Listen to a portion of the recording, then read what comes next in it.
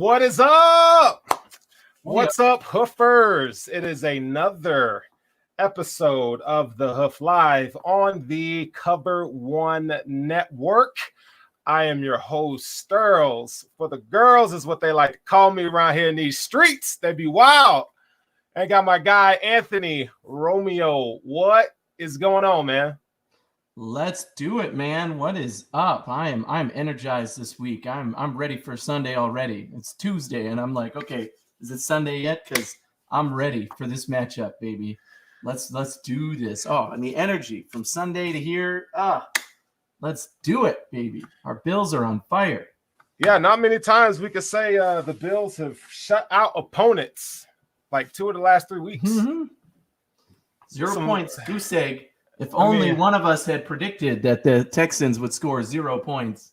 Did you predict that? I did. My score prediction was 51-0, and I should have been dead ass wrong because we should have scored about 78 points in that game. And the score we did have, 40-0, was not good enough. And I was very disappointed. We're going to talk about it. Obviously, we'll break it all down. But after the first half, I was like, that was garbage.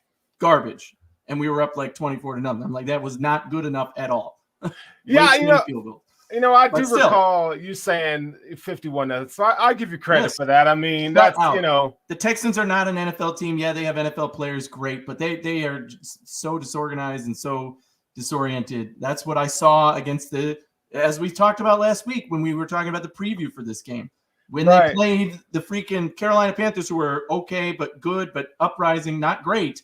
And now they're going to play the Bills, who are great at the peak, trying to get over that hump and get a Super Bowl. And they couldn't even tackle in that game against backup running backs on Carolina. And you thought they were going to match up versus the Bills? No way. I knew that there was no chance of them getting anything done. And I'm glad they got the shutout. Even with the third string guys in at the end of the game, which was awesome. I even said half jokingly, Tyler Matakevich would have an interception, and he did. He did have the game-stealing interception. It's true. That's true. A lot of your crazy predictions came true, but you were half joking when you said them anyway. When I said Matakevich, that one, I was not joking about 51-0. I said our third string could beat them and shut them out, and they needed to, and they did. Well, let's get into this, shall we? So. We are thrilled to have you guys. Eric is not here tonight. He's working. He's got adult responsibilities to do. But so it'll just be Anthony and I rocking the mic here. We got some stuff planned for y'all. But let's give some shout outs to some of you guys that continually support us. And make sure you like, follow, and subscribe to the Cover One Network along with the Hoof Podcast. And make sure you leave us a review. This helps us immensely. YouTube algorithms, etc. Right? Let us know the love, right? So Terry Liddon says JKKKKK. I don't know what that means. But he says I'm the biggest Bills fan in the world. But whatever. Reptile, what's good, my G? Roosters Haven, missing a musketeer. Yes, like I said, Eric is out tonight. Yeah. And then Mafia Mom, she says, I'm so happy you guys are still doing the podcast. Couldn't find the first 3 weeks. Well, Mafia Mom, we are happy that you are back in the saddle. Yes, Nicholas says Eric works. I know. We all wonder sometimes, right? We all wonder. And Joseph says the hoof. Yes. So, again, they're hoofing, not booing, right? That was a great comment to Cole Twitter. Cole Beasley. But We're happy to be here, man. I got a lot of stuff that I want to get off my chest tonight. Good and bad, man. There's some things going on in the NFL that we got to talk about tonight. But for those of you who have not, is your first time, or this your first time back, or wherever you've been, wherever you are, and wherever you're gonna be, and you're watching this show, just make sure we do things a little bit different. We have segmented parts of our show, and we like to go around the NFL, and that part of the show. It's called What's Poppin'. This is the part of the show where we go around the NFL. We talk about the latest and the greatest, not just Bills news, but other teams around the NFL. And this is What's Poppin'. So, I tell, this is the part of the show where they don't know what topics I'm going to bring up. Okay.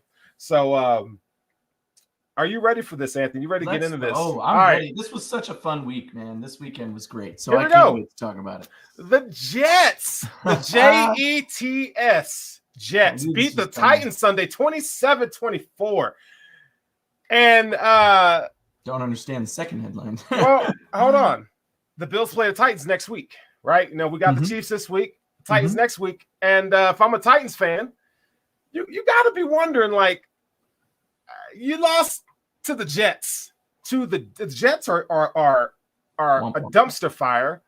Rookie quarterback. You're supposed to have veteran defense, and I mean, you guys. I mean, the Titans are 2 years ago they were in AFC title game, playoffs last year. Right. I mean, they beat the Bills. I mean, now this week they had 2 of their starting wide receivers out, so that didn't help.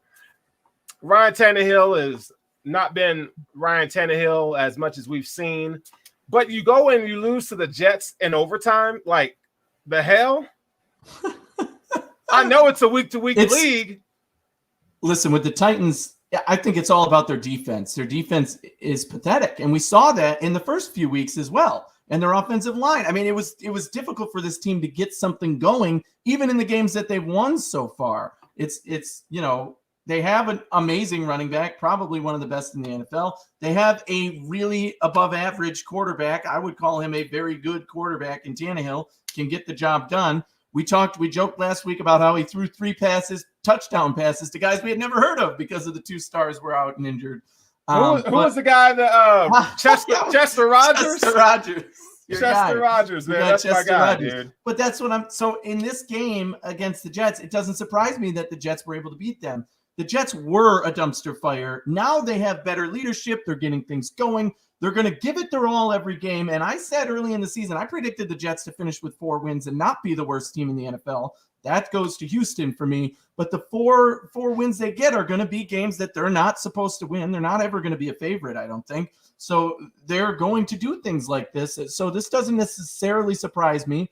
And again, especially with Tennessee, the way they were playing, and not looking like they're sharp and having these injury concerns, it's definitely cause for concern for the Titans, but certainly not for the Bills. I mean, again, maybe when the Jets play the Bills, the Jets are going to bring their all as well. I fully expect that. I don't think it'll be good enough against a defense like ours versus a porous defense like the Titans. And the struggles that the Titans have had are not struggles that the Bills had, but yeah, good for the Jets for doing it all. I watched the end of that game, the overtime, because it went on after the Bills game was over, and watched the overtime. And hey, they charged down the field. They looked good, man. It was funny to watch because I don't know if the Titans are just really that bad or the Jets actually looked like good. And their rookie quarterback Wilson, I mean, he had a good game. So good on them. Yeah, I mean, if this wasn't the Corey Davis revenge game, he had 4 catches, 111 yards, and a touchdown. That's not bad. Keelan Cole had 92 yards. I mean, offensively, they looked the part offensively. You still got a young quarterback coming into his own. I think that's to be expected. But for him to come out, I mean, it's kind of like the Josh Allen Minnesota game, right?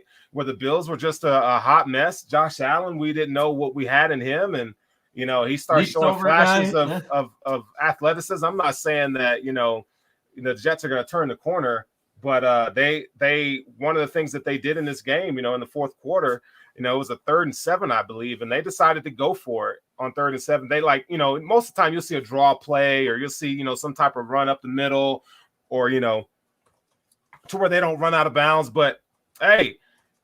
Zach Wilson hauled back, threw one deep, and it didn't work out. But the fact that they were willing to put the game in his hands, because if you get the first down, you kneel it out and it's over, right? But they punted and Tennessee scored a touchdown, and they, in overtime they got the job done. So I mean, as much as it's fun to talk trash about the Jets, it's I got to give them props, man. They got a W. They got a W, and it's cool to see, right? I mean, it really is. Like I'm not into the whole kick a man when he's down. Now there's somebody we're going to talk about later that I don't mind kicking when he's down, but we'll get to that in a minute. But Revealing Storm says, "Love you guys. The love is mutual. The love is mutual. Yes, it is our revenge tour, and on the betting aspect. So, not in my 5 for 5. That was not one of my 5 for 5. Anthony. I was about to go there. I avoided it because of that reason. Like I said, I was not confident in the Titans. I didn't like that 7-point line, and I was like, it could be close, even if. But the Jets, and then okay, so that that's fine and dandy. Okay, like the Titans can put up a stinker. Okay, but here we go. So there's something else that I was like, you know what, man, what to bring up our next topic. There's something I just wanted to look at this. Tell me. Look at this. Look at my guy right here. Look at this man. Patriots fans, they just don't know what to do with their life right now. Look at that guy. He just beside himself. Look, doink. Did you hear the sound of that doinker? Did you hear the sound of that? And it was sweet bliss to see Belichick he had to take it. I mean, kudos to the Patriots for hanging in there. They played, way better than I thought. Tampa Bay has, defensive backs coming out of Wegmans, suiting up 3 days before the game. Richard Sherman, Moses and Jesus is coming in here playing cornerback, and they getting toasted. And Mac Jones is not bad. He's a smart quarterback, and he's actually doing a lot better than I anticipated him to do. But it just wasn't enough. And to put it's raining hard, and you trot Nick Folk out there. I get it, right? And he didn't get it done. And I was happy. Anytime you get to see like a Patriots fan just like in angst, it's just it makes my heart just warm. I just love to see it. See it. What a beatdown. I mean, it was great to see. Like you said, emotionally, it's harder to lose a game like that than it is if Brady came in and whooped their butts, because they thought they were going to pull it out and everything, right down to that kick in the end. It was beautiful. It was beautiful. So Tampa Bay, they beat the Patriots. Tom Brady's even scrambling for a first down, and he smiles as he's on the ground. I mean, that's football, man. Those are the things that you get to see. College football this weekend was fantastic.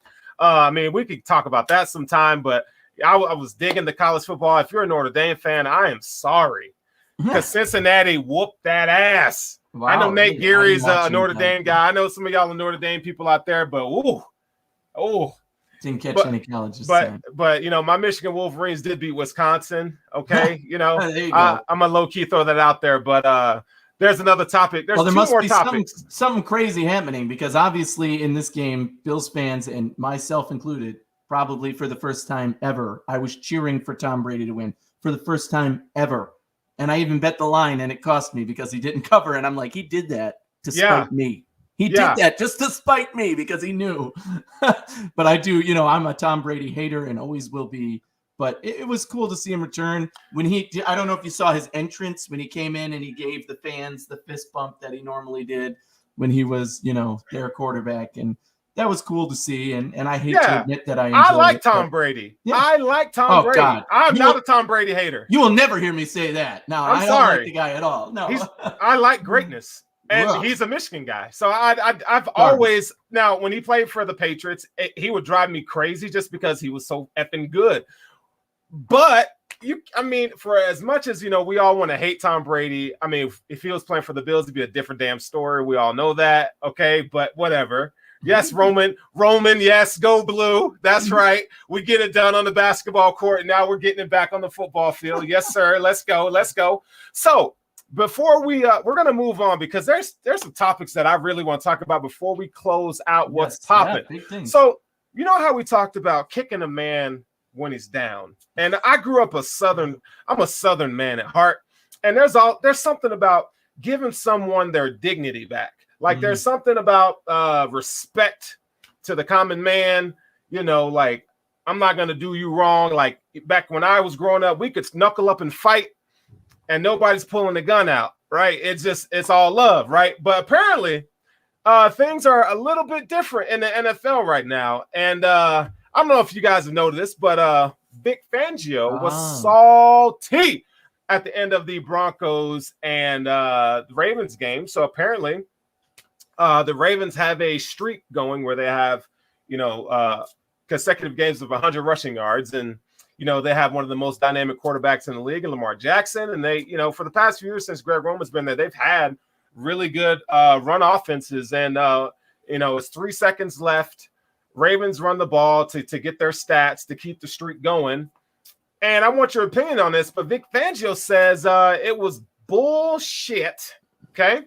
But I expected that from them, and he had a few other things to say. Now, how does that hit you, Anthony? Okay, let me paint the picture here. This is the NFL. You're being paid millions of dollars, okay? Mm-hmm. You lose the game. I think it was 23-7, okay? But why is to me, I'm gonna tell you my perspective. Vic Fangio is like everybody gets a trophy. Like, I mean, your guys are being paid lots of money to play defense. And there's no, I understand that there's a kick a man when he's down and so forth. And maybe you guys out there think that the Ravens went too far, but I mean, a streak is a streak. And if that's what you're about, maybe it was from a coach's standpoint, maybe it's for morale. Like maybe it's something to, you just don't know all the context involved. And those are things that we probably will never know because they won't come out and say it. But Vic Fangio was salty about it. So Anthony Romeo, my guy, what's your opinion on that? I am consistent with this, with issues like this that come up with like, oh, that's the unwritten rule of respect, and I can't believe they would do that. You don't like it? Then stop them. You don't like it? Then don't let them do it in that situation. You don't like it? Then don't be down 23-7 and give them the ball and let them make a play. You don't like it? Then stuff it down their throats and sack the guy who's, handing the ball off, or do something about it. Too freaking bad. This is boo-hooing over a play that was your fault. Yes, sir. You put them in that position. They wanted to do it. Great. Let them hand the ball off. There's risk in every NFL play. So the Ravens are taking risks to continue that streak rather than take a knee or do whatever you expected them to do in that situation. It's bullcrap. You can't complain about putting yourself in a bad situation. Now, that being said, I firmly believe that half of situations like this, the coach on the other side is playing a little bit of mental games too, right? He's trying to fire up his guys and say, they disrespected us, and that wasn't okay. And maybe not in this situation. I think in this situation, Vic Fangio really did take it personally. At least he sold it to me that way. But I do think that there's a mental game to be played where, as a coach, it is your job to keep your players motivated and give them that bulletin board material. I think McDermott always does a great job of that and keeping it in-house kind of, but playing it up. And then when he talks to the media, just kind of deading it like, no, it's nothing. But when he's in the locker room, he is firing those guys up with the stuff like that. But, so this could be just the coach reaching out to his team saying, we don't ever want this to happen. And they embarrassed us and you got disrespected, using that to fuel the fire. But that is a miss for me every single time. You don't like it? That's like the Bills complaining, oh, Tom Brady was still in the game in the fourth quarter and threw his 6th interception and we were down 50. Who the frick cares? And don't put yourself in that situation. In all the years that the Bills were bad, you would never hear me say like, oh, I can't believe that team embarrassed us that way. And no, you embarrassed yourself by playing that way. You need to play better. You need to fix it. End of rant, I guess. Yeah, no, hey, I appreciate that because that's good. I mean, like, listen, I get it. If this is Little League football, this is, high school to an extent, right? College, you see, but like NFL, man, like you look, you didn't do your job all game apparently, and you lost 23-7. And I know they had like, quarterbacks being injured, Teddy Bridgewater, whatever, but they weren't going to win that game with Teddy Bridgewater. Let's be honest. And the Broncos just haven't had good luck with the injuries in the past few years anyway, but you didn't get it done. So, from a pride standpoint, play to the end of the whistle, play to the end of the game. Your prize at stake is on the line. You haven't arrived. You're 3-0. You haven't played anybody. So Vic Fangio, buddy, I'm sorry, but I can't subscribe to what you have to say now. Oh, hold up now, my guy, Brian Bowers. Yo, what's up, my dude? He says, sorry I'm late to the party. Hoof that like, peeps. Absolutely. Hoof that like. So my favorite topic of tonight. I don't know if y'all are ready for this. Oh, man. I don't know if y'all are ready for this. I know what's coming. I don't know if y'all ready for this. It's got to be, right? Mr. Urban Meyer. Yes. Listen, I've been wanting to talk about this. I just want to talk about this. Urban Meyer, is he not a national treasure? I mean, look, now, again, this could be coming from my hatred for the Ohio State University. But and I'm not just saying this to be funny, but Urban has had questionable character concerns all the time. His entire, and I've mentioned this stuff on the show when they hired Urban Meyer, right? That things you hear or things you know that he's made a lot of questionable decisions. You know, he's coming from college and you know, just from the early off season with the coaching things that were going on with some of the assistants. And I mean, it's been kind of flaky. Now you got players coming out talking about this issue that, you know, Urban has no credibility. Shaq Khan, the owners, talking about they don't know what they want to do with them. They're thinking about maybe letting them go and so forth. But so anyway, that's just to give you the broad scope of things. But what I want to get to, okay, what I want to get to. Here we go. Yo, listen. So Urban Meyer, the Bengals spanked that ass on Thursday Night Football. Okay. So we have the picture up here. Okay. Typically, you fly back with your team. Okay. Urban Meyer, because they were in Cincinnati, Ohio, they played a game, and he has ties. He has a restaurant in Ohio and family and etc. Grandkids live in Ohio, right? So he says, you know what, guys, I'm not going to fly back with the team, even though we lost. We hung in there, but we just didn't get it done. We haven't won a game all season. Okay. He says, you know what? I'm gonna go hang out with the grandkids. So they have a family dinner, and apparently next door, because he's at a little thing, and apparently they say, hey, Urban, why don't you come on over next door, okay? And Urban, I don't know how many drinks he's had at this point, but if you go online, you can find the pictures of my guy Urban just looking like he is lit. He is lit. So what I have in front of you, Urban Meyer. Now we know he's a married man, and I don't know the arrangement him and his wife Shelly have. That's not my place. But if you look at the said picture here, Urban is doing a Bill Cosby pudding pop. He's doing a pudding pop, little whoop-de-doo, right in the little bungalow of this very young college-looking girl here. I don't know how old she is, but she's old enough to have a drink. So let's say Susie Q is 24. It'd be nice. And I guess Urban's got it like that. And my guy is just like sticking his little two finger shots, bang, bang, with this old girl right here. And we know Urban's married and his wife is next door. Dude's wife is next door. So I don't know why he thinks this is a good idea. Maybe he's just too drunk to figure things out. And let me tell you. So the world we live in, okay? And I'm just painting the picture for you, Anthony Romeo. I'm just going to paint it for you. The world we live in, you can't do shit without somebody filming you. So you are the head coach of the Jacksonville Jaguars. You are the Urban Meyer who've taken these Ohio State Buckeyes to a national title. You've given them the most success they had since Woody Hayes. And you just, you might as well have taken old girl to the boom boom room with the little, and so it's all out there. It comes out. Look, regardless of this situation, and as horrible as this situation is now, wow, it was bad on day one. You know who I think should be more embarrassed here than Urban Meyer? Is the Jacksonville Jaguars. Shad Khan, all those guys, whoever the frig thought it was a good idea to hire Urban Meyer.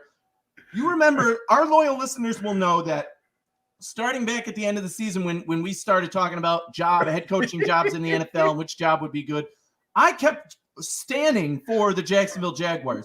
Good young talent. You've got the number 1 overall pick. You know you're going to have this good young quarterback coming in. You want that job. That's one of the most desirable head coaching jobs available right now. They're trending in the right direction. And then they go and hire Urban Meyer, who at the time I said on this show, you can go back and listen to it, it was probably the worst head coaching hire of all time.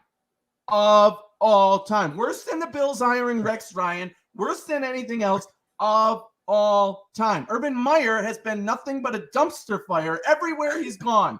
He's a terrible leader. He's a terrible organization head. He's quit everywhere he's been.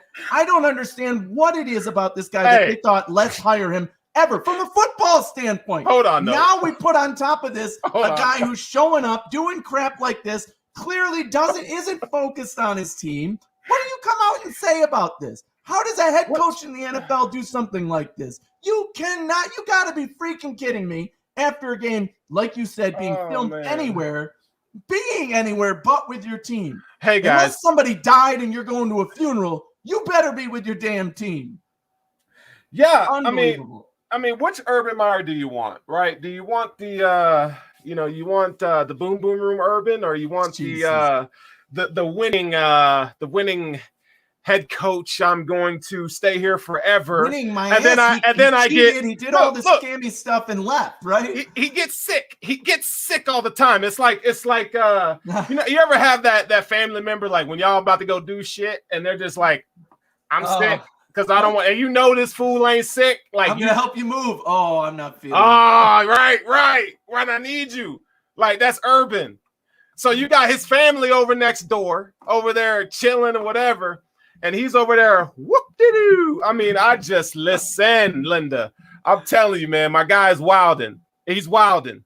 Urban Meyer's wilding. So I kick a man when he's down, I guess, but I'm gonna kick Urban. Terrible. I'm gonna kick Urban for that. He should have never been hired, and the Jaguars should be embarrassed that they ever. If I had a picture to show you of him in the, I watched the press conference for the Jaguars, and he looked down the whole time.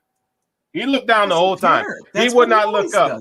Listen, it's like I don't buy it. I don't buy it. This whole situation comes down to ego. This guy has one of the biggest egos. I've never been a fan of his for that reason. He thinks he's hot shit and he can do whatever. And this is a classic, like, psychosomatic. You can analyze it to a T. Call the psychologist. They know exactly what's going on here, that he thinks I'm bigger than the rest of the world. I know that everybody has a camera and that I shouldn't be out here and people are going to see me and take pictures and stuff. But it just doesn't process to him that, that could affect things and that's going to cause a snowball effect. It's all about him. Like you said, he knew Ohio. He's got family there. He knows people. He knows he's a big deal there. He wanted the ego boost of going out and being the guy. And, oh, my God, look, Urban Meyer's here. And, oh, yeah, that championship you won and this. He wanted to feel good about himself again because he is a bad head coach, period. So, okay, it depends on which state you live in. So, like, so here we go. So, like, let me tell you, in, like, black folk circle. I'm gonna keep it real with you. Ready for this? So when we talk about Michael Jackson, some of us out there, we say, which Michael? Black Michael or white Michael? Okay, like we Thriller Michael, that's Black Michael. And then we got white Michael down there dancing with giraffes. He's just holding babies over the that's white Michael. We don't know him. Okay, so Urban, which one do we want? Which you want, Ohio version or Florida version? Because they both something special, baby. Put on both of those teams. So I don't know, man, but we're gonna keep it moving. So we're gonna do our 3 takeaways from Sunday. We saw the Buffalo Bills destroy the Houston Texans 40-0. We had a little bit inclement weather, but I have a surprise for you, Anthony Romeo. I have a surprise. So and you have to be honest, okay? Yeah, let's do it. So what would you? When things fall out of the sky and they're wet, what do you call that? Out of the sky, precipitation. We call it rain, right? And now I think we saw rain on the game on Sunday. We saw rain across the NFL in some games, right? Yeah. The Houston Texans, they tried to blame it on the rain. And if you know who this is, Millie Vanilli. Blame it on the rain. Blame it on the rain. The Houston Texans wanted to blame it on the rain. Hey, look, listen. Don't let it skip, though. Don't let the disc skip on that one. Blame it on the rain. Hey, that's Millie Vanilli. Them boys were so fake. They were so fake. Don't let it skip. And so I'm watching the game, and that's all I could think in my head was blame it on the rain. That's all I could think. I even had to listen to the song when the game was over. I was like, blame it on the rain, baby. Like, it was Listen, Bills come out. Josh Allen first play pick. I'm like, wait a second. Like, and you know how like we all get with Josh Allen. Like we always, I know I sometimes I fall into the trap of like, okay, I try to make excuses for Josh, right? And he throws that pass. I'm like, that was bad. And whoa. It wasn't even on target. Wasn't on target. 10 yards. Yeah, it was like, come on. In the rain, you should have done a short pass. I like the call, but not 10 yards deep and not on the one guy who's double covered and off the back of your foot. Yeah, Josh Allen all the way bad play. No, I mean, I'm gonna blame it on the rain. I'm gonna blame it on the rain. That's what I'm doing. So that's rain jumped in through it. Listen, that's a Milli Vanilli moment. We're gonna blame it on the rain. The Texans. We're gonna blame it on the rain. All right, listen. The Texans were bad before the game, but they were worse during the game. I mean, it was of epic proportions bad. And I thought, my write-up, I was like, okay, I see the Bills scoring 38 points, and I figured the Texans would get like 13 points, right? But they couldn't move the ball at all. So we'll talk about let's start with the defense, shall we? Let's start with the defense here. So the Bills, I mean, they just destroyed them. I mean, we talked about this on the show. Like we were like, when we were doing the preview show last week, we were like, what do they do well? Like anything? Nothing. What were your initial thoughts of the defense, Anthony? Where were you at? Like, did you? Okay, I know you said that, but like, what did you really expect? That is what I said on the show last week, and I 100% meant it because you both predicted them to score a touchdown, and I said if they score a touchdown, I'm going to be angry and embarrassed that they scored a touchdown against us. Maybe a field goal because, maybe we could have gotten a turnover and they get the ball and they don't get any yards, but then they kick a free field goal. Okay. Maybe 6 points or something, but no touchdown. No, exactly what happened is what I said last week. They can't move the ball. They had no weapons I was afraid of. They were outmatched on every level by our third-rate guy on defense. Whoever you want at cornerback, whoever you want at linebacker, Tyler Matakevich. Our cornerbacks were certainly cleared out at the end of the game and still could not do a thing. And they have no weapons. They're not a real NFL team when it comes to offense. They've got a rookie quarterback, a bad offensive line, no weapons. I mean, I feel bad for them almost, but this is exactly what needed to happen. The defense was stout once again. They destroyed this team once again. It was a rest day for a couple of our guys, which was good. I'm very concerned about our Lord and Savior, Matt Milano, but yes. No. Hold on. Okay. I got a question for you, though. In the name of Michael Jackson, do you remember the time? Can you guess? Davis Mills? Okay. Do you know how many yards Davis Mills threw for in this game? Oh, my God. Did they even have like 50 yards passing? I mean, there's no way. I don't know. 87 yards. 87. So, it's a pretty embarrassing number, again. And 30 of that was on their last 2 drives. 11 of 21 for 87 yards and 4 picks. Yeah. That's bad. And that's part of what I was saying before, that they were going to need to take risks. Our defense was being aggressive. They're going to take the ball away. That's exactly what happened. I predicted the defense would score points. We didn't quite get there. Almost, but still, 4 turnovers. They basically gave us points. Their leading rusher, Mark Ingram. 16 yards. Hey, he did average 4 yards a carry, though. Yeah. Look, 6 attempts, 24 yards. Yeah. Like, bro, Brandon Cooks. We talked about Brandon Cooks. We're like, okay, trying to be nice. Like, that's probably the only bright spot, right? Brandon Cooks. Okay, 5 receptions, 47 yards. Okay.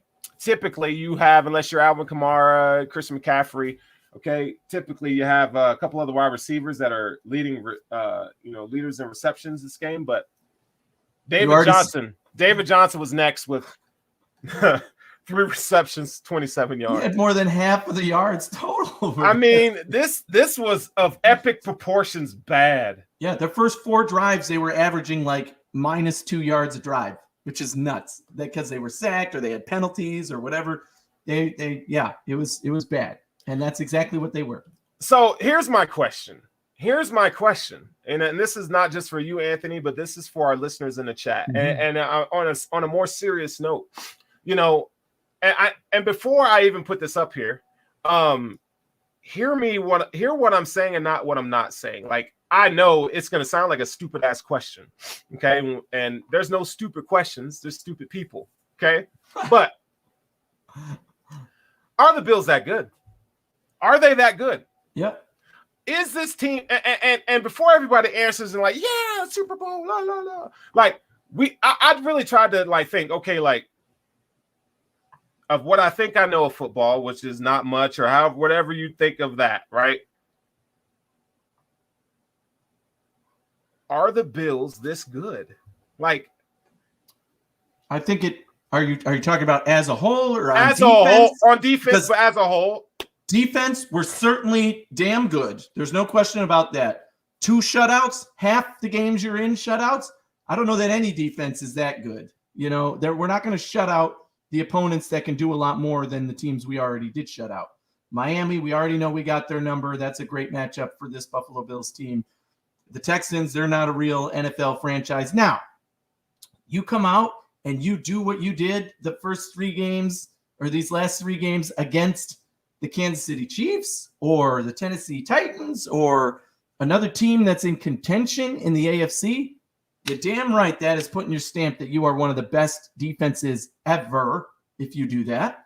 Like, again, 2 shutouts in 4 games. That you're talking best defenses ever, right? That's who the Bills are being compared to. Well, that's a lofty. That is. So are they that good? Not quite. So they're not legendary defense level, no. but they're good. And I would need to see this against some of the NFL's elite. Like, if you do this against the Chiefs, okay, now we got to start talking. Like, that's huge. That's big time.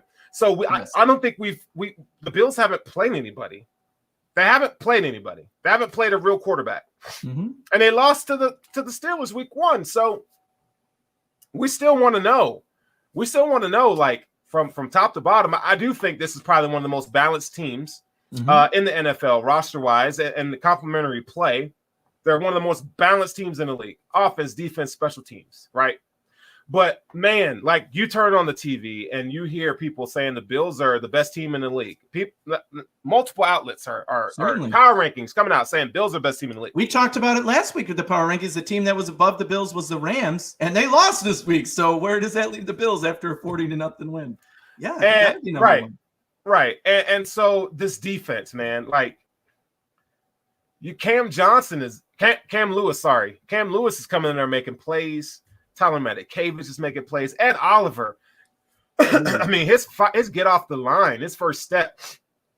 I mean, Ed Oliver, man. We're gonna talk about him a little later, but the Star Latulele. Yeah, that play by Star. I mean, that was one of my favorite plays of the game. That was awesome. He went in there with a mission, and I don't know that I've ever seen Star look like that. That was the first play of Star's Buffalo Bills career where I was like, holy shit, I'm glad that guy's on my team. Now, Star when he was with Carolina, like his first couple years, that was Star consistently. Yeah. He was like that. Things happen, whatever. I can't point to anything and say, well, you know, man, he just kind of turned average. So whatever offseason work he did, maybe, you know, physically getting his mind right or whatever he did, it's working. And Star is really playing complimentary football. He's almost dominant. Star's playing really good football right now. And that raises the level of the whole defense, like we talked about. Without missing him last year, a lot of us were talking excuses about not having Star, even though we bashed him when he was there 2 years ago. But not having him clearly had an effect on guys like Ed Oliver. Now he's there, and everybody has stepped their game up. Well, and the thing is that it's kind of flipped. So Ed Oliver I'm pretty sure Ed Oliver's seeing more, this from when I'm watching, Ed Oliver's garnering more double teams than Star Latulele is. So Star is strong at the point of attack, like, you know, one-on-one. I mean, he's a hoss. And I mean, we're just talking about those two guys in the interior. Boogie Basham came in with a sack. Now, that was cool to see. Cool to see that they start, you know, they put him in the game, and man, it's like the pressure. I mean, Taron Johnson didn't play. Like Poyer, Jordan Poyer didn't play on defense. I said anybody who's even aching, just sit him. Matt Milano played a couple plays, man. Like, and this defense still put up a goose egg. Now, again, that's Houston. So it begs the question. Is the defense really this good? Shout out to Brian Bowers for the super chat here. According to PFF, Star Lotulelei is ranked number 1 in defensive tackles and pass rush efficiency. Yeah, I saw that. Crazy. I did not see that. That is pretty awesome to think. Star, like, I would not have come up with that guess in a million years at all. But I mean, good for him, man. Like you said, a lot of it is now their tandem. You can only double team Ed Oliver or Star, and leaving one guy one-on-one is not a good idea against mismatched guys. So that worked out in both of their favor this week. Hey, and shout out, Tre'Davious White's not getting enough love. He's having a really good season, man. He put the clamps on Brandon Cooks. Brandon Cooks didn't get nothing really. Oh yeah. I mean, this whole defense has been playing lights out. Micah Hyde. I mean, I could go on and on. Tremaine Edmonds, man. I mean, he's playing fast. He like I said, I kind of mentioned that. I felt like Tremaine, his process, he was trying to do too much last year. Play both linebacker positions. He was uncomfortable from a mental aspect, and he's just kind of like, now it's like things have kind of slowed down for him. And on the play, on the interception, I mean, he reads it just very well, and he was so quick and decisive and making a play on the ball. And that's what you love to see. And that's not just one play. I mean, he got the interception on that one play, but watching the film, you see him pop up like this quite regularly. Like, he is just going after it, man. And I don't know if maybe it's a communications thing or I don't know, but these guys are playing lights out. They're playing lights out right now. Yeah.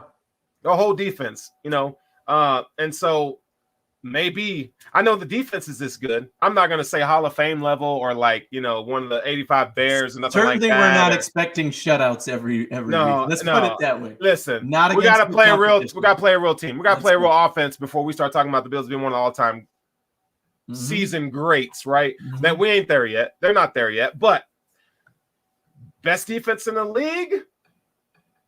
Certainly conversational. I could through 4 games. There's an argument that the Bills could have the best defense in the league right now, and I didn't expect that. I mean, we thought that they would be a good defense, right? Yes, but this good? No, I couldn't say I predicted that. And people are talking in the chat. The Cowboys did release Jalen Smith. I like Jalen Smith. I do. From a contract standpoint, I don't know what it would take, and I don't think the Bills need him, but it doesn't hurt. I would take Jalen Smith. I would take him, but I don't think the Bills are going to do that. So we can kill that noise.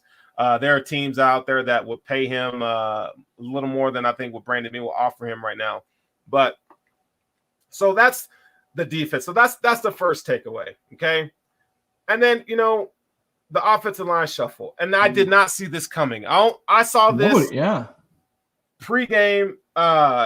We saw we knew the Feliciano was going to be out. Like we knew Feliciano was going to be out. But I think most of us just assumed, put in Ike Bacher, right? That was the answer. That's what his job is. He's the backup guard. So, we assumed he would fill in. Cody Ford, Darrell Williams, all those guys would stay the same. Certainly not the case.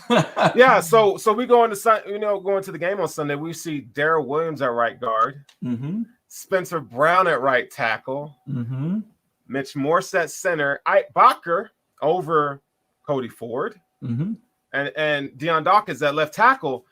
And I'm like, okay, so there's 2 trains of thoughts here. Like, okay, for one, if you feel like this is your best 5, why take you so long? Why have we been so indecisive on picking these 5 guys? Right now. Also, to take a little snapshot of this, okay, let's go back a little bit. Last year, we saw Darrell Williams take Cody Ford's spot at right tackle, right? And then they pushed Cody Ford in the guard. And Brandon Beane said it's just because we feel like, the need. We want the best 5 out there, okay? Now, we've known that Darrell Williams can play guard. He can play tackle. You just don't want to put him on the left side. He struggles on the left side. But on the right side, and he hasn't been great at right tackle this year, right? No. So the guy that we saw at right tackle last year is not the same guy that we're seeing this year. I don't know if it's contract. I don't know what it is, but I can't point to it. He's just not. He just you know, it just looks like his technique is not. He just looks sluggish, slow. His technique, you know, I can't really vouch for him there. I mean, he's just kind of been bad. You know, he's been getting beat. He's just been getting beat on many reps. Like people are just eating his lunch. So Brian Bauer's coming in with another super chat here. Cody Ford is a bust. No more excuses, no more BS. He's not good. Thank you for the super chat. We really appreciate it, man. That's an awesome way to get a shout out. And here's Sean McDermott's comments on Cody Ford. He says, yeah, he's been a true pro all the way, and we still believe in Cody. Let's make sure that I'm clear on that, and we're clear. Cody Ford's still a good football player. So thou dost protest too much, for one. Cody Ford ain't it. The Cody Ford experience, you might as well stick a fork in him in Buffalo. This is probably, I mean, I don't know what you do with him at this point. I mean, he stays on the roster this year, but I mean, he's a second round pick, man. Like, he just doesn't, it's just not working.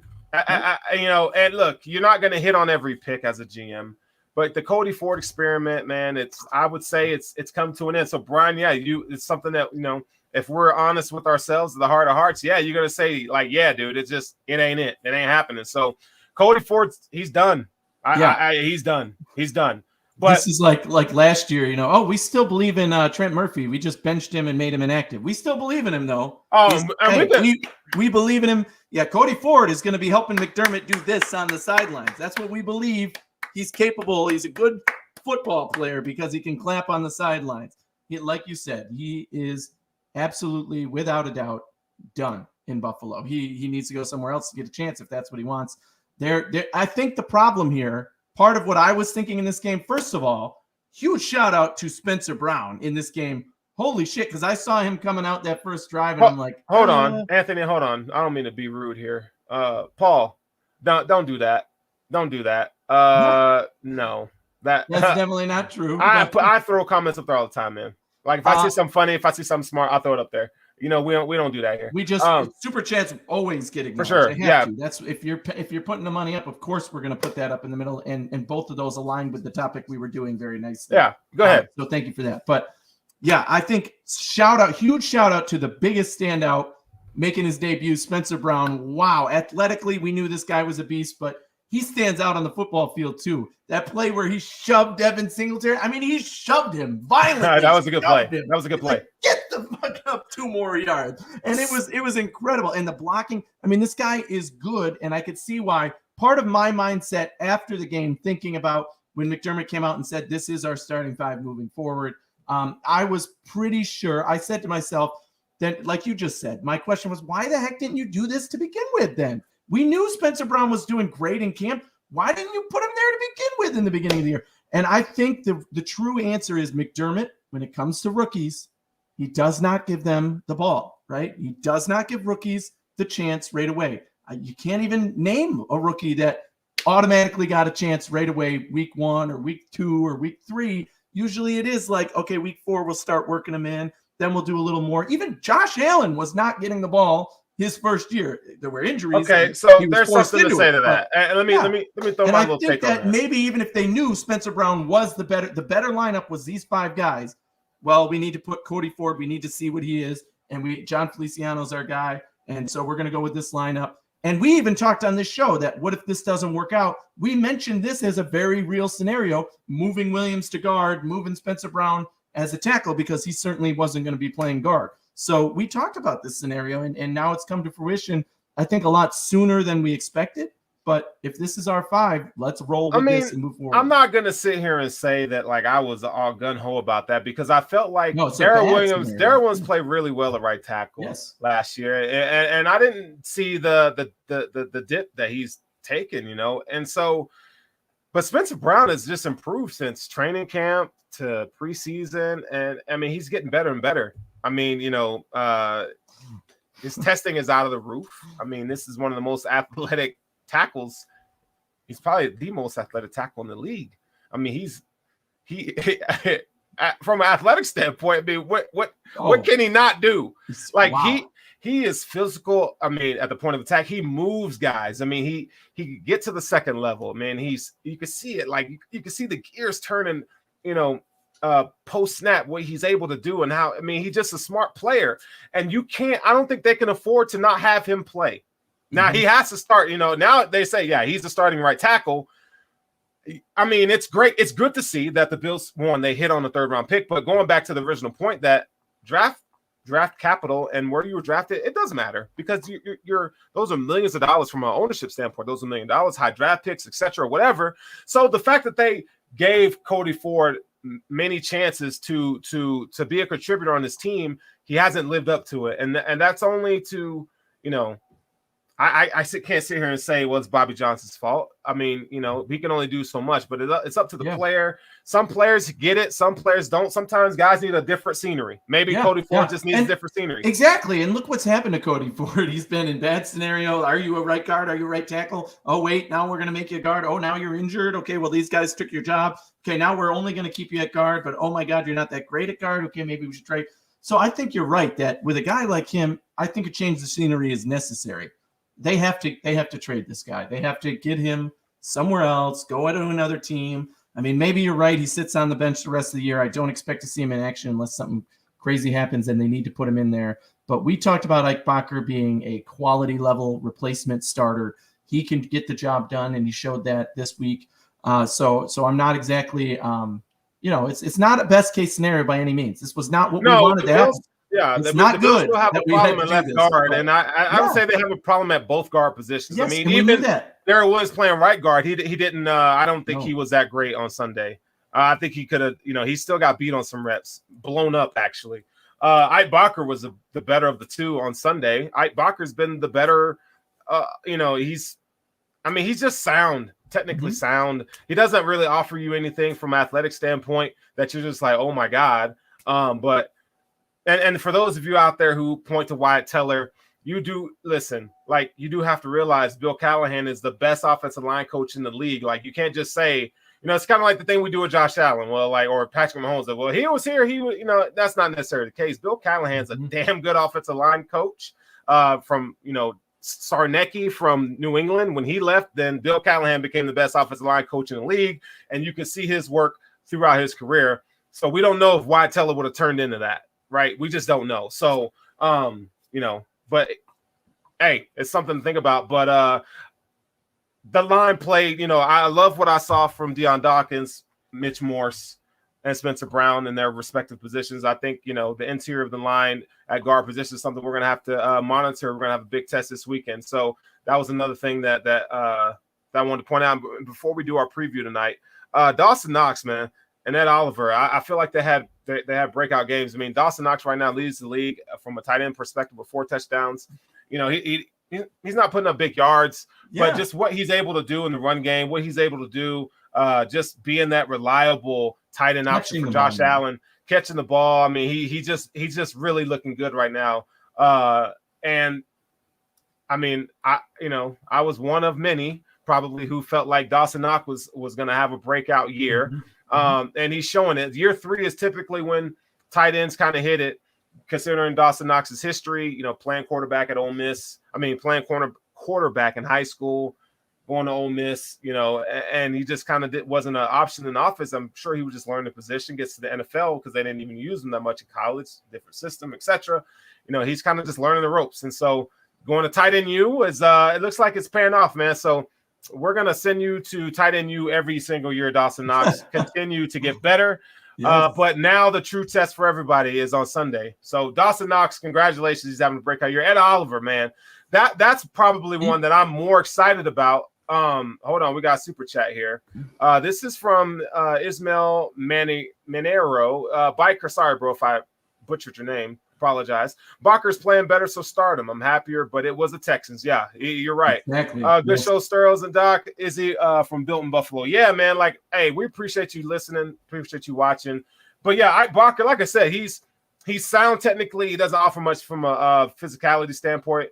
But he had some really nice reps, and I just hope the consistency from these guys continues to get better. because you do have Chris Jones coming up, and Chris Jones has been known to give the Bills havoc in the middle of this offensive line. And you got to look at the running backs, what they were able to do. So they both have 14 carries. It's a very balanced attack, 60, 70 yards rushing between the, each one respectively. But Ed Oliver, back to him, man, like being taken number 9 overall. People have lofty expectations for Milano. I mean, not for Milano, for Edmonds being Luke Kuechly.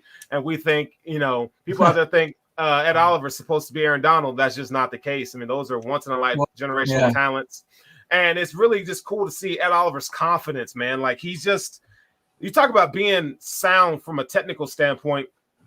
Ed Oliver to me struggled from a run perspective. Like his run fits were kind of bad and his technique needed improvement. But you see him in the trenches, man, and he's just playing like with so much power and speed, initial quickness off the snap of the ball. And you gotta like it, man. This is like really good. This is really good shit. And like you said, he looks focused. I love when he makes a play and he gives the stare down, and you're like, that he is confident in his abilities now. I don't know if it's having Starr next to him or if it's just coming into this year knowing that he hasn't lived up to necessarily that top 10 pick expectation, and he knows what he's capable of. But he's bringing it this year. And a lot of us also said that both of these guys were big names coming into this season and saying, okay, it's time for them to break out. It's time for them to show up. And they've lived up to those expectations. And I don't know if you got another topic here, but before we transition, I think one of the best ways to transition, that the offense in the first half, I don't care if it was raining, snowing, I don't care if you're blindfolded, I don't care if you're throwing the ball backwards over your head, running backwards, you cannot settle for 4 field goals in the red zone. 4 field goals, period, in possessions. What are you doing? You are playing a far inferior opponent. I don't care what happens. That was an embarrassment. And I said that in Twitter, and people were like, well, I want to call this offense in a bit. No, shut your mouth. That was an embarrassment. 4 field goals against the Texans? 3 of them in the red zone? Come on. What is wrong with you? That is embarrassing. You can't kick field goals versus that team. Like I said, our backups could have done that. You got to score touchdowns. And when you are playing good opponents, as we do this week in the Chiefs, you cannot let that happen. And that has consistently happened in a lot of these games where we're talking about, they didn't finish the drive. They drove all the way down to the red zone and then couldn't get it done. You can't do that. And Dawson Knox did show up on a couple of those red zone opportunities and scored touchdowns. But the point is 4 field goals in red zone appearances. That's why you lost to the Chiefs in the AFC Championship game. And you cannot continue that this week going into this much tougher matchup on the road. You've got to find a way to finish drives. Get it done. I don't know if it's the play calling or if it was just, we're playing the Texans so we can, take a little time off here and it doesn't matter if we settle for field goals. Again, rain, weather, don't blame it on that like you already brought up with the Texans trying to blame the rain. No, I don't care. You are the far superior team. I don't care if you're walking the ball into the end zone. That's right. Blame it on the rain. No, get the job done. And I'm sick of hearing it. 4 field goals was an embarrassment, and we needed to stop. They stepped up in the second half, though, thankfully. Look, it just looks like the offense is taking a little bit longer to get. I mean, we can't expect them to be what they were last year. But they are playing really good. Yeah. But red zone offense needs to improve. They're not going to be able to go into Kansas City and do that. No. They definitely need to shore that up. But I think that, the offense continues to evolve. I mean, you listen to Brian Dable when he was hired on. I mean, this is an ever-changing thing. I mean, it just grows and changes, and you have to stay current in NFL. I mean, you have to be multiple. And I just think they're going to find their groove, and I think we'll see a fine old machine. But we're gonna before we get into the whole super chat again here before you move on to the next topic. Your 4 field goals is sorry. Gotta be better. Doc is right. I appreciate it, man. Appreciate it. Is you telling me like, that's right. But it's true. I mean, you can't, like we said, you have to finish drives. You got to find a way to get touchdowns, especially when you're playing a more potent offense. That if you get a field goal and they come back and get a touchdown, somehow, guess what? You're down. You're losing. So you can't put yourself in those bad situations. Yeah, no. So the offense, I feel like they're going to get it together. They're going to be okay. I'm not worried about the offense necessarily because, I mean, we got one of the best quarterbacks in the league. That's right. I mean, that's facts. That's not being a homer. That's facts. So I think they'll find a way to get together. You got to love what Emmanuel Sanders. I mean, we could go on about the offense. So, we're going to keep it moving here because we're almost with our time on this part of the show. But before we real quick, who was your MVP of the game? Not Josh Allen. I would probably say Dawson Knox for his ability to just be consistent and do what he had to do, catch the ball, score touchdowns. I mean, it's not like he had 800 catches or 200. No, he just did what he had to do. So I'd probably give it to Knox. Yeah, man. I'm gonna give it. I mean, Ed Oliver, obviously, but I'm gonna say Cam Lewis, man. I love what he was able to do coming there. Yeah, he had some really good reps, man. He was just all over the place. You see why the Bills protect him on the practice squad every week. Hopefully he could carve. I mean, I think they've always liked Cam Lewis. He's just not there, but it is against the Texans. So I loved what he was able to do. He was able to shine some. So, hey, I'm gonna give it to my guy, man. I appreciate it. I love that. I love that because all around defense too. This is like the fifth week in a row of 4 weeks that we're saying the whole defense gets the MVP. So yeah, love it. All right, so real quick, so we do have next week we're going to be giving away our jersey. We have a lot of questions that have been submitted. You're going to start seeing emails from me replying to those emails. I was sick this past weekend, so I'm going to get back to all of you. So just so you know, we're going to announce our winner on next Tuesday night. So like I said, we're going to give a jersey away every 4 weeks. So if you send questions to the hooflive@gmail.com, this is a jersey giveaway. Submit your questions. We just want to get to know you, the fans here at Cover One, here on the Hoof Live podcast. So we do appreciate all the contributions, all the, everything here. I'm going to start replying to you guys. But yeah, we're definitely going to pick a winner this weekend. And you're going to get your choice of a Josh Allen jersey is what we're giving away this month. So you're going to get a Josh Allen jersey. That's what we're doing. And if you have not submitted questions, this is the last moment to do so. So again, make sure you submit your questions to the hooflive at gmail.com for your chance to win a jersey. Let's move on. So what we're going to do here, I just want to make sure that everybody knows that to like, follow, and subscribe to the Hoof podcast. This is the end of our live segment tonight. We're going to continue on here with our preview of the Kansas City Chiefs. Now, let's Mafia Mom says, what kind of question? It could be football related. If you want to know something about, Anthony, myself, and Eric, whatever. I mean, seriously, we're trying to interact with the fans. We just want to interact. So that's what you guys are listening to us. We love talking to you on Twitter and everything. We want to interact with our watchers and our listeners and everybody out there a little bit more. So we want to have that personal interaction with you. Joining Cover One, if you're part of the Cover One subscriber and you're part of the what am I trying to say? The Slack channel. That is a good way to interact with us. You can always contact us there, but there are, other ways that we want to reach out to you and get some interaction. So yeah, ask us whatever you want, man. Anything football related, non-football related, personal, we're all for it. So those of you who want to stay with us for the next part of the show, we're going to continue on with the preview for the Houston Texans. We're going to say good night to all you Hoof listeners for Tuesday night, and we're going to continue on. We'll see you later. All right, here we go. The preview for the Kansas City Chiefs. I just want to make sure that you guys know that you are listening to the Hoof podcast. This is on the Cover One Network. We're excited to have you guys.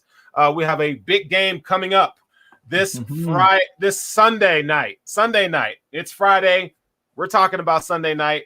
And look, man, if there was a game that when we all saw the schedule come out, I believe in May or was in April, May, I'm not sure. It was in May. This was a game that we all had penciled in.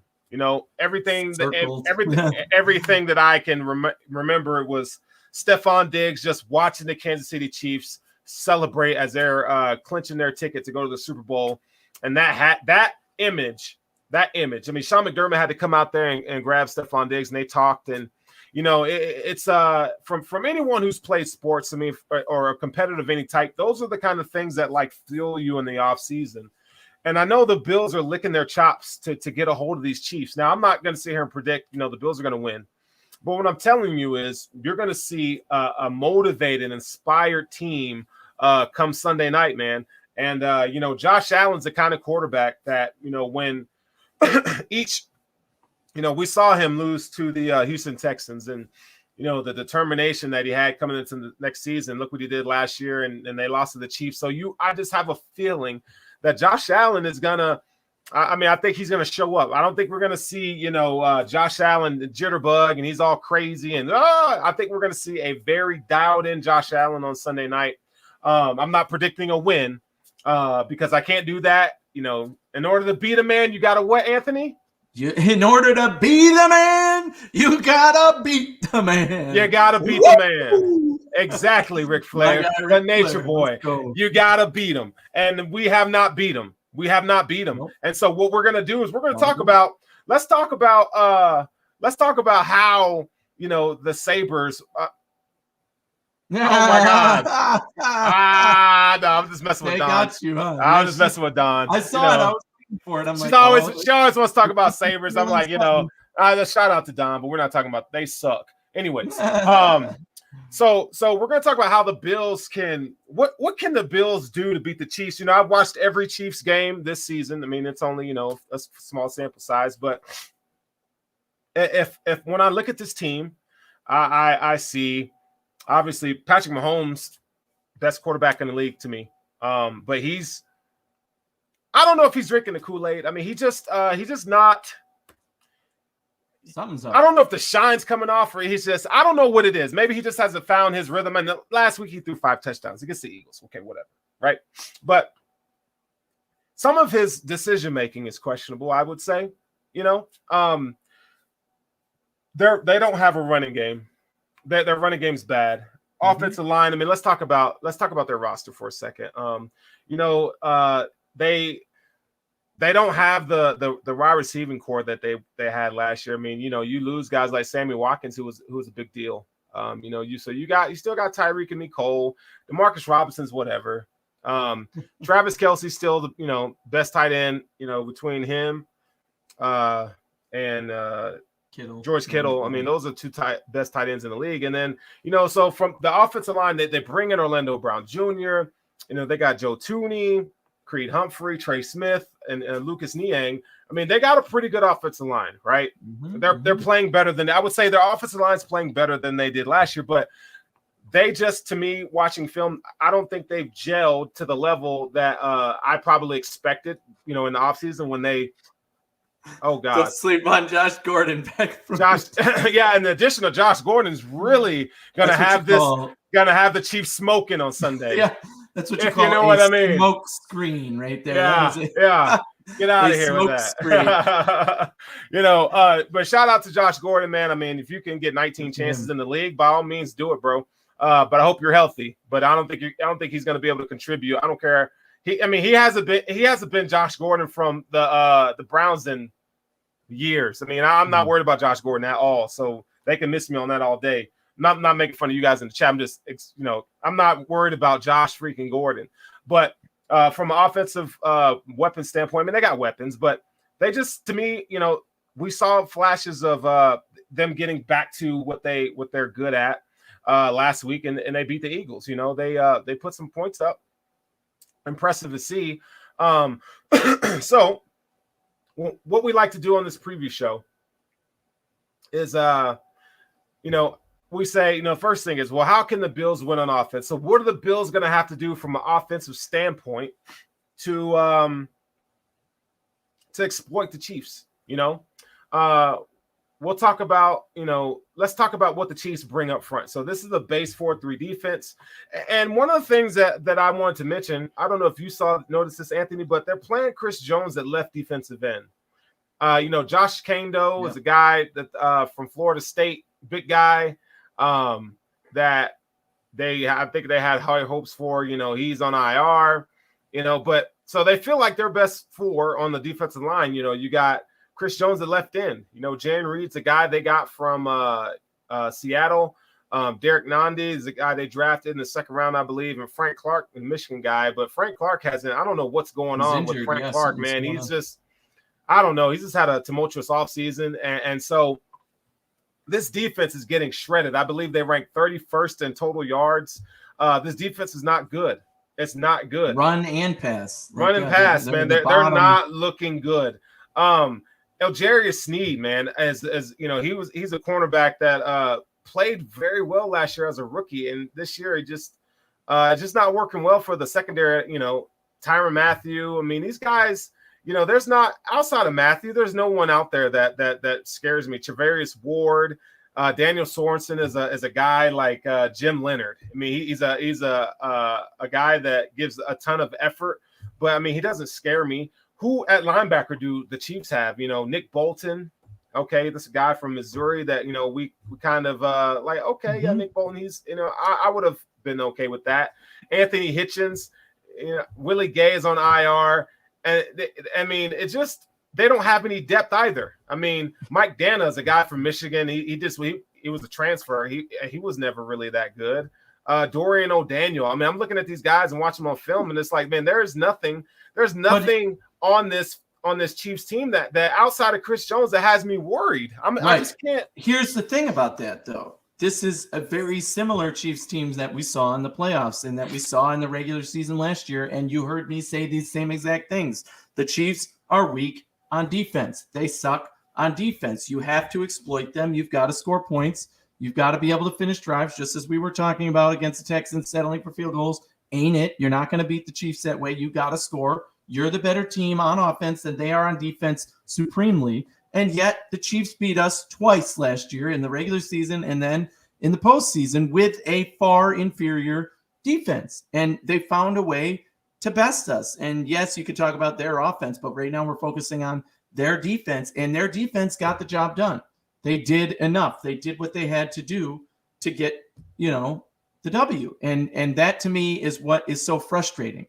Because everything you said, Sterling, is absolutely true. They got nobody on this team that scares me, really. I mean, Chris Jones, but nobody that is really outside of him that is a threat. Like, what's our strength? The passing game. Great. So you neutralize Chris Jones and you take advantage of those cornerbacks who are good but not great and certainly not scary. So you get Cole Beasley and Stephon Diggs and Emmanuel. Get them the ball. But that was the game plan in the playoffs and in the regular season last year too. And you didn't execute and you didn't get it done. So this average defense or less than average defense can have good days. And obviously we saw, you just mentioned the numbers, they're like second to last against the run and almost dead last versus the pass. So they are bad. Statistically, name-wise, whatever you want to look at, the Chiefs are bad on defense, and the Bills have to take advantage of that, which they have been unable to do until this point, which leads back to your point on to be the man, you got to beat the man. They're still better than us, even though their defense is far inferior to our offense. Yeah, and I'm watching Sunday's game, and I'm like, yo, Jalen Hurts threw for 387 yards. That's nuts. The man was like 32 or 48 or something like that, and looked great. And I'm like, Jalen Hurts is not that nice. He ain't that nice with it. Philly's offense couldn't score any points. They couldn't do anything. They looked dead in the water. They play the Chiefs, and all of a sudden, 400 yards of offense. That's, maybe the Chiefs turn it on against a team like the Bills, who is a team that they know they're going to have to beat to get where they want to be, back in the AFC Championship game, back in the Super Bowl. But, did they just put up a stinker against a team like Philly that they expected to walk all over? Or, is this a sign of things to come? Because it's not just that game. I mean, look at their record. They're not where they thought they would be at this point in the season, where anybody thought they'd be at this point in the season, I would argue. So, yeah, I mean, we'll see. Listen, man, it's like I was going back to my point, Jalen Hurts, he ain't that nice. No. Right. And you're seeing it's like the Eagles just opened up the playbook. I mean, they were 3-4 wide, 5 wide, some. I mean, they're running, a lot of the stuff that you see the Bills run. I mean, they just look like spread offense. They're attacking this, they're attacking the edges using misdirection and so forth.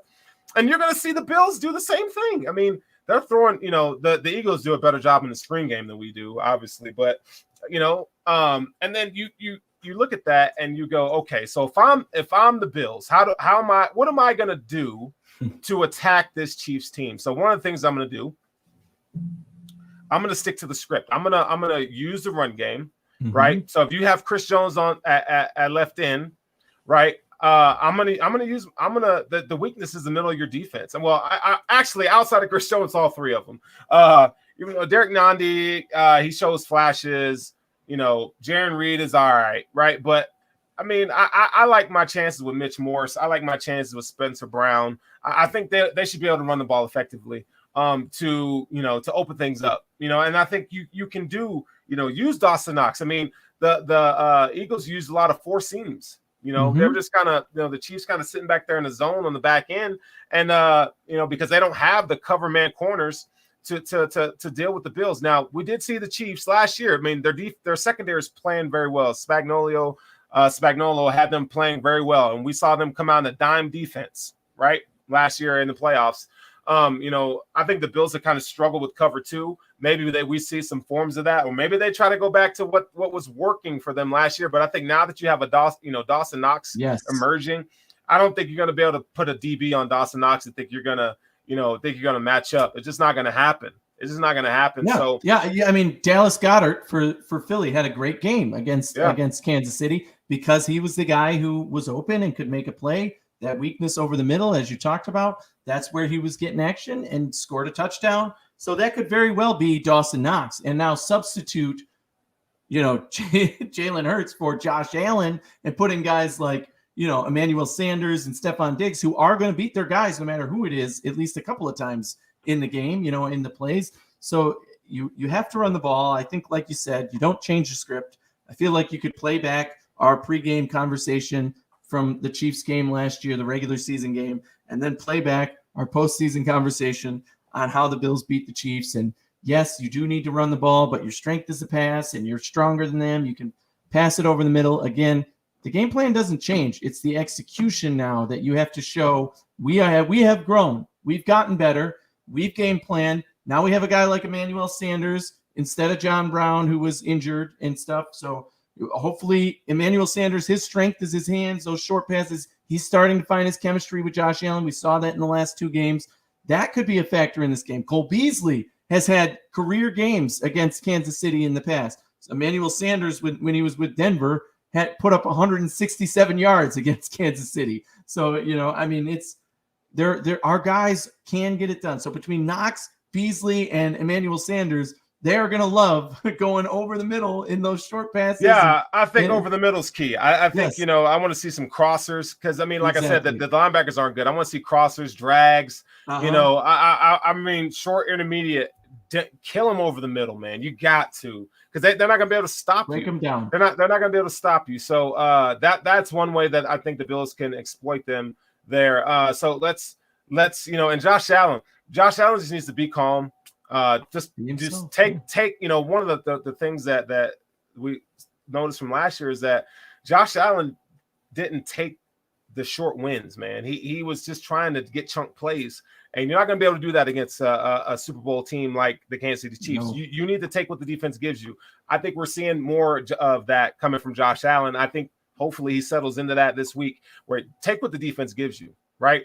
It's not like these guys are just matching up, and they're just showing you so much, from a schematic standpoint that, you can't overcome. I mean, I just really do think that, they have to be advantageous there. And I would say Brian Dable, man, let's not get too crazy. Let's do what works, right? Let's make sure Josh Allen's comfortable, get him in a rhythm early. I think if Brian Dable can call plays to get him in a rhythm early, I think that's going to bode well for the offense as a whole. So if it calls for the first play of the game to get Josh Allen on a jet sweep, then do it. Okay, yes. Get that hit out of the way, get the jitters out, and then let's play football. So if that's what it's going to take. Ask Josh, what do you want? Right? Exactly, ask him, what do you want? And throw it in there and let him do his thing, because this is one of those games that it's not going to make or break the season. But it's one of those games that, man, from a morale standpoint and confidence and just setting yourself up, this is a game. This could be a tiebreaker game for the number one seed in the AFC. And that's a bye, so you can get healthy. So this is a big time game Sunday night, man. And we talked, actually, one of the things I thought of too is we talked about this rotation on the offensive line during our review of the Texans. And now this is supposedly Coach McDermott said, these are our 5 guys going forward.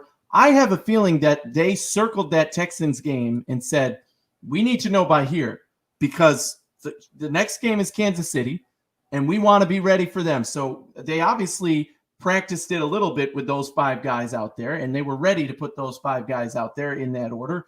And now they said, okay, we need to be ready by that Kansas City game to have our solidified 5 so that, we're playing our best football in that game. Because like you said, this game has so many implications. AFC standings. I mean, do you want that bye? There's only one bye now in the playoffs, and you definitely want to have it. It's an advantage to get it. There's no question. So the Bills, if they win this game, we're going to be in prime position to get that bye. And you have to play the rest of the season, mind you. It's not a clinch if you do that, but certainly it would be a huge, huge up in our favor. Yeah. So we're definitely gonna test that theory out, man. It's something to keep an eye on. Okay, so how can the Bills win on defense? So I mean, we're talking about one of the best defenses in the league, if not the best defense in the league, against one of the best offensive threats in the league. Tyreek Hill, and Travis Kelce are still tops at their position. Patrick Mahomes. So you got 3 of the best players in the league on one offense. I mean, that's anytime you see that, that's going to give you problems. We're probably not seeing the best version of Patrick Mahomes right now. I'm sure he'll get back to that. But I think when you're the top dog, people are just coming at you. They're just going to come and they're going to give you their best every single Sunday. The Chiefs are seeing that. And it's hard to lose the Super Bowl and continually be, top. I mean, you're going to see it's ebbs and flows, man. That's the NFL, right? It's very rare for teams to just stay at the top. New England, they're an outlier, right? You don't see that a lot. It's just the ebbs and flows. So I think we're seeing some of that with the Chiefs. They're not as strong from a roster standpoint as they once have been. So so how the Bills can attack them on defense, man, I think the thing that we're going to see different now is that the Bills have on the offensive line we talked about, the Bills have the athleticism on the offensive line with the starting 5 that they're going to trot in there on Sunday. From a defensive side, they have guys that can win 1v1. They have guys that can contain Mahomes. And that was the whole – so Brandon Beane's whole magnum opus this offseason was the pass rush. We have to be able to rush Patrick Mahomes with 4. They watched the Super Bowl. He watched the Super Bowl. He watched the Super Bowl, right. And we saw with the Tampa Bay, they were dominant on the defensive line. Vita Vea, Jason Pierre-Paul. I mean, these guys came after Shaq Barrett. These guys came after Mahomes all night. And I think that is the thing. And so I'm not saying that the Bills' defensive line is as good as Tampa Bay's is or was last year. But I would say the Bills are right there. They're knocking on the door. And I think if we see a little bit more from Greg Rousseau and a little bit more from Mario Addison and, the Jerry Hughes love child there, from all the guys that, I think Starr and Ed Oliver are playing their asses off.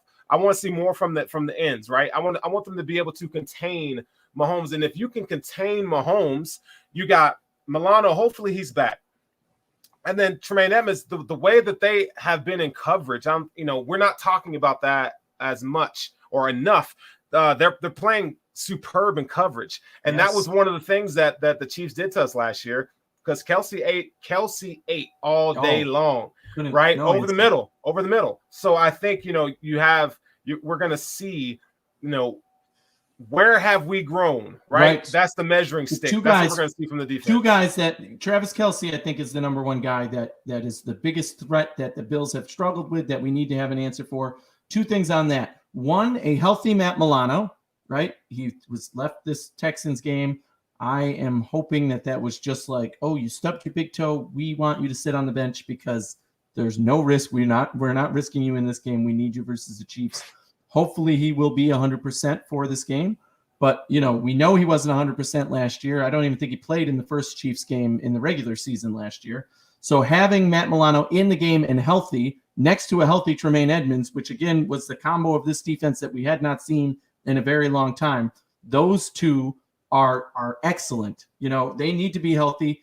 They need to get it done. The other one is Taron Johnson playing his best career football ever right now. And he is also going to be important for, covering Kelsey coming over the middle. If, Trey White and Wallace or whoever else is out there at cornerback, it could come down to Taron Johnson, and he's playing well right now. So maybe that is enough to up the Bills to be able to, you're not going to shut down Travis Kelsey. I don't believe that that's what the Bills will do. You're not going to shut down this Kansas City offense. If you do, I'll eat my words and say you are one of the best defenses in NFL history, but I do not think that that's going to be the case. I think that you contain them, you limit them, you stop them from getting those big plays, those big third down plays when it's 3rd and 8, and that can destroy your morale, and then they all of a sudden come down and have a good drive and get points. No, that's what we want to stop, and I think that those guys are going to be big enough to stop it. And don't worry, Paul. Trust me, we're on the same page. Wait till you see my score prediction for the game. Yeah, no. So, I mean, I don't know, man. I'm not gonna lie, man. I'm nervous. I'm not gonna lie. It's like it's a tale of two. Mm-hmm. I don't know what you can call it, but two train of thoughts. One is like, okay, being a Bills fan. It's like, how many times have we gone into these kind of weeks where it's the biggest game, right? And we don't win it. And it's, how many times have we been there? More recently. Right? we've been there a few times. And then you have, what you see on film and what of this coaching staff and what of the personnel that we have and what they're capable of. That's the other part. So it's like, part of me is like, okay, like from a fan just being negative, it's like, man, like I don't see it. And then but when you watch the film, you're like, no, I see, because this makes sense and this makes sense. And like, okay, like the Bills aren't out of this. We see America, because it's Patrick Mahomes and it's Sunday night and it's at Arrowhead, and Vegas is going to say, okay, we're going to give you 3.5 points. Yes. That's the spread, right? Get the hell out of here. Yeah. That I love that, because it takes the pressure off the Bills. Right now, the pressure is not on the Bills. Oh, no. The pressure is not on the Bills. It really isn't. Mm-hmm. It's on the Chiefs more than anything, because you lost 2 straight, prior to beating the Eagles. Everybody's coming after you because you are the AFC champion. Expectations galore. I mean, and your defense is not playing up to what it's supposed to be. The offensive line is still trying to get, they're trying to still find their chemistry and so forth. So I just don't see it. But then again, it's the NFL and it's week to week. So, I'm gonna be honest, man. If I'm a betting man, now I did bet on the game and I did pick the Bills to win in the bet, but my heart. Chiefs game or the last game, you mean? The Chiefs game. Oh, heck yeah. Bills and Chiefs. Oh, I threw it down. 3.5 points. Getting 3.5. Yeah. I'll take it. I bet. Yeah. But so let's do it properly. Okay. Before we get to our week 5 picks and predictions. Okay. Anthony is going to do his 5 for 5. You guys know Anthony does a really good job of game predictions and spreads and getting you guys all ready to get that guac, to get that bag, right? So, Anthony, I'm going to let you go ahead and take it for the 5 for 5 segment, brought to you by Anthony Romeo on the Hoof Live podcast on the Cover One Network. All right, ladies and gentlemen, here we go again. It's already week 5. This season is flying by, as it always does, because, man, are we excited for it. But you know what? We are making some dough this year. I can't explain to you that it is enough, that it is difficult to pick winners this way, right? If you're shooting 500, you're considered really good at picking games. Well, back-to-back weeks, we went 4-1, 4-1, and this week again, last picks, we went 3-2 in our 5 for 5. That is a winning record in 3 straight weeks. But ladies and gentlemen, we need to get that 5 for. I want that 5-0. Here it comes at you for this season's week 5 matchups. My number 5 pick, remember, I'm going to give you 5. The 5th one is my lowest. My big bet of the week will be the last one I give you. My number 5 pick is the Baltimore Ravens -6 versus Indy. Indy has been underperforming. Baltimore at home -6. I got to expect them to win by at least a touchdown, so I'm taking Baltimore there. My number 4 pick of the week, the Miami Dolphins getting 10.5 points at Tampa Bay. Look, I know Tampa Bay is the Super Bowl champs. They've got the weapons. They've got it done. They didn't look like all that versus New England, rain or shine or whatever reason. Yes, they're playing at home, but you always know that I warn you about lines that are above 10 points. And this is one of those scenarios that I think this is just overestimating Miami or underestimating Miami just a little bit. I do expect them to lose the game, maybe by a touchdown, maybe by 6 points, but 10.5, I don't think it'll be that big of a margin. So my fourth bet of the week is Miami plus 10.5 at Tampa Bay.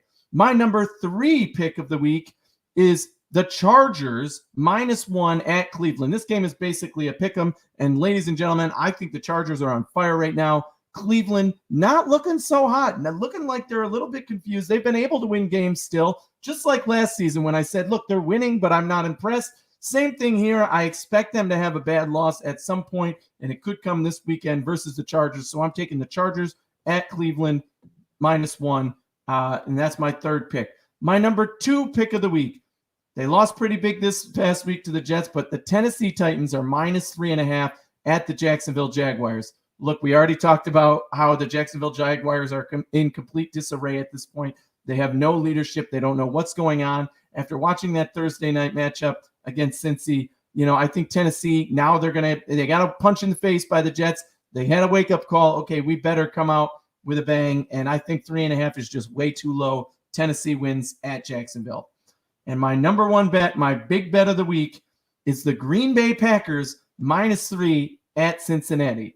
Look, I'm not taking anything away from Joe Burrow and the Cincinnati Bengals, but come on, this is the Green Bay Packers and their potent offense. To be -3 against Cincy after what? They beat Jacksonville?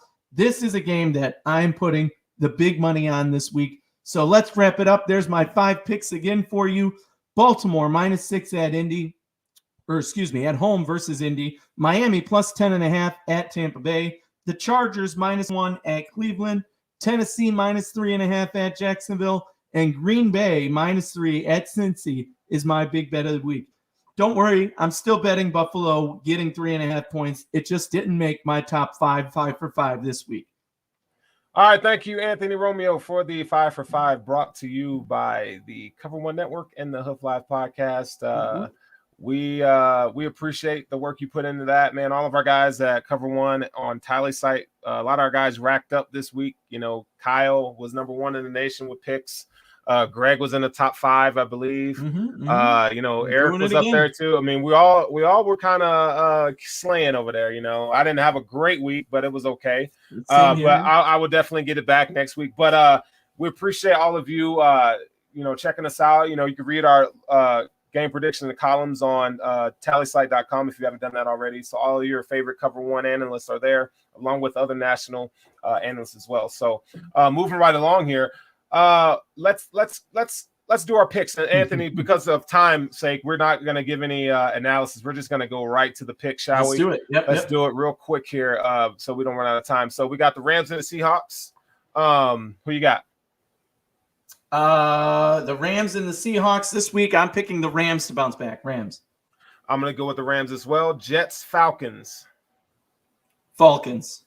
I'm going to go Falcons as well. Patriots, Texans. I think we know the answer to that. Patriots. Ugh. I hate picking the Patriots. It's happening. Yes. Lions, Vikings. I'm going to go with the Vikings here. I'm also going with the Vikings, yes. And then we got the Eagles, Panthers. I'm going to go with the Panthers bounce back this week. Yes, I'm picking the Panthers. Saints, Washington. The Saints, man, both of these teams just kind of getting on my nerves this year. I'm going to go with the Saints. Up and down. Up. Whose turn is it to be up? I don't know. I'm picking the Washington football team to win this. All right. We'll see how that plays out. Titans, Jaguars, Urban Meyer. You heard my 5 for 5. I'm picking the Titans. Yeah, I'm gonna go with the Titans too, man. Dolphins, Bucks. I think we know that. I think the Bucks take it here. But actually, the Dolphins. You know what? I'm gonna go with the Dolphins here. I'm gonna tell you why. I'm gonna tell you why. Because who in the hell plays cornerback for the Bucks? I think their speed. I think the Dolphins' speed. You're right. The Dolphins' speed. I think is gonna give them fits. Packers, Bengals. I have the Packers. They're my big bet of the week. I got the Packers. Broncos, wait a sec. Broncos, Steelers. Okay, Broncos, Steelers. I'm picking Denver to bounce back and win this game. Yeah, Big Ben is just awful. Bears, Raiders. I'm going to go with the Raiders here. Ooh, tough matchup, but I think, I'm going to take the Bears. Let's do it. All right. Browns, Chargers. Chargers all the way for me on this one. Chargers, you heard that in my 5 for 5. Okay. And then Giants, Cowboys. I'm going to go with the Cowboys here. Also picking the Cowboys. Okay. 49ers and the Cardinals. I'm going to go with an upset here. I'm going to go with the 49ers. I think the Cardinals are just, they're just really good, and I think they're going to get brought back to earth. I think the 49ers are going to get them. Ugh, I really want to pick the 49ers, but they got issues at running back, issues at quarterback. I think I'm going to have to. The Cardinals have to have a down game. They got to have a down game, right? And I think it's gonna be this week. So I'm gonna take the spread on that one. I like it. Colts, Ravens. That's on Monday night. Yes, I picked the Ravens in my 5. I'm gonna agree with you on that. I'm gonna go with the Ravens as well, and then the Chiefs and the Bills on Sunday night. Ladies and gentlemen, let's go. Who you got? It's funny. My score prediction, Paul and I were on the same exact page. You can see it on Tally Site where I submit my picks earlier tonight at about 5 o'clock. But my score prediction is 38-24 Buffalo Bills. Let's go. Big win for our Buffalo Bills. 38-24 Bills. Yes. Let's go. We have the better offense. We got the better defense. Oh, man. It's so hard, isn't it? In the preseason now, I prefaced this and I said, I'm putting that was one of my losses for the Bills that I counted was Kansas City. But now we got to make up for that Steelers game. This was a loss on my schedule and the way things are going. And I even said then, when it comes to that time in the season, you better believe that I'm still going to pick the Bills to win because the Bills are the better matchup. But like you said, we got to get it done. I'm picking us to do it this time. And just for the fans, we are betting the spread on these games, not overall. We do pick the spread. We pick the spread. So but right now we're just picking winners and losers. Right. So we're just picking right now, I told you guys I'm taking the Bills on the spread, but I am going, in order to be the man, you got to beat the man. So I'm going to say 28-24 Chiefs until the Bills can prove to me that they are that team. I cannot pick the Bills to beat the Chiefs right now. I just can't. I know. You got to change your score so that we win or at least lose by less than 3.5 if you bet the Bills. Well, okay, there's betting 27-24 or something. There's betting. No, there's betting, right? And then there's what I actually think's going to happen, right? I hope that my money both can be true. You don't want both to be true. No, man. With this one, I just gotta like. If it's that close, you might as well say 27-24 at least. No. I don't. Shut up. I don't know, man. See, I'm just like, dude. I'm not gonna sleep this weekend. I'm not gonna sleep, dude. I'm not gonna sleep. That's how jazzed I am about this game, man. So it's true. And the best part is, even if the Bills do lose this game, it's not the end of the world. It's the same storyline we expected coming. It's not, but damn, man. I mean, you got an opportunity. You got an opportunity to really punch them in the mouth and establish dominance. What more could you ask for than prime time television? This is when the Bills really do put themselves on the map. Since that Dallas game on Thanksgiving, this is what the Bills do. Let's do it again. We've got to show the nation, not only did we beat Dallas on Thanksgiving and put ourselves there, not only did we win these playoff games, but right now, ladies and gentlemen, we're going to beat the Chiefs the biggest game in the NFL on Sunday night. Okay, I'm changing my score, damn it. I'm changing it. You ready? Ah, damn it, Anthony, I hate you. Okay. Let's go, baby. Okay. Bring that energy, baby. Give it to me. I'm rubbing the hands. Okay, you ready? Y'all ready for this? 30-21 Bills. Let's freaking go. Let's go. I'm going to roll with it. 30-21 Bills. They need me in the locker room, man. I'm telling you. The freaking man. Beat them. Let's go. It's over. Take them down. I changed my mind. Bills 30, Chiefs 21. I'm going to believe in Sean McDermott and his defense. I'm going to believe in Josh Allen. I'm going to believe in this offensive line. And I think the Bills are going to take that next step, because if we're going to sit here and say that we believe the Bills are going to go to the Super Bowl, these are signature wins that you need to make a case to rep the AFC in the Super Bowl and to get to ultimately, if we believe in Josh Allen, then we got to say, you know what, Josh, you got to win these kind of games. Yeah, against the team that's dead last in defense right now. I don't believe in that right now. Look, it just, man, both these teams are going to give their best. Oh, I mean, it's going to be this is week 5, so you've worked out most of your kinks. Now you're going to teams start to improve throughout the week, improve throughout the year, excuse me. Those teams that are playoff teams, right? So let's just see what happens. But let's go ahead and wrap it up here. Anthony Romeo, thank you again. This has been fantastic. And thank you to all the fans out there who watch us week in and week out, listen to us on Spotify, Apple Podcasts, wherever you listen to your podcast. This is the Hoof Live podcast, or the Hoof podcast, on the Cover One Network. Make sure you like, follow, and subscribe. Make sure also to submit your picks. Leave us a review as well. If you submit your questions to thehooflive@gmail.com, you can enter in, even if you're not watching live. If you listen to this on podcast, you can enter in to win a Josh Allen jersey. We're going to be doing our drawing this on Sunday night. So if you want to jump in on that, by all means, please do so. But man, we stay blessed, guys. We hope you guys have a fantastic week, and the Bills are going to get a W, and we're going to come back here on Tuesday night, and we're going to drink, and I'm going to drink some more wine, and I'm going to have some shots, and we're going to live it up on Tuesday night. So make sure the energy, baby. Let's sure go. If the Bills win, when the Bills win, it's going down on Tuesday night. So let's go ahead and do that, man. We love you. Go Bills, and we out of here.